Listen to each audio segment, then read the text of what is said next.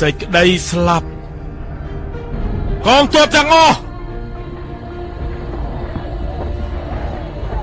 អ្វីទៅជាសេចក្តីស្លាប់បើយើងទាំងអស់គ្នាគិតថាសត្រូវខ្លាំងជាងយើងនោះគឺសេចក្តីស្លាប់ហើយភាពកំសាន្តដែលកើតឡើងមាននៅក្នុងសមរភូមិក៏ជាសេចក្តីស្លាប់ផងដែរបើយើងមិនដោយឲ្យសត្រូវប្រមាថម្ដាយរបស់យើងទាំងអស់គ្នាហើយនៅទុកជីវិតឲ្យគេធ្វើទៀតយើងត្រូវយកក្បាលរបស់វាដាក់ដល់បាតជើងរបស់ម្ដាយយើងបើយើងបកក្រោយនោះយើងទទួលសេចក្តីស្លាប់យើងត្រូវតែជំនះលើសេចក្តីស្លាប់ទាំងអស់នោះ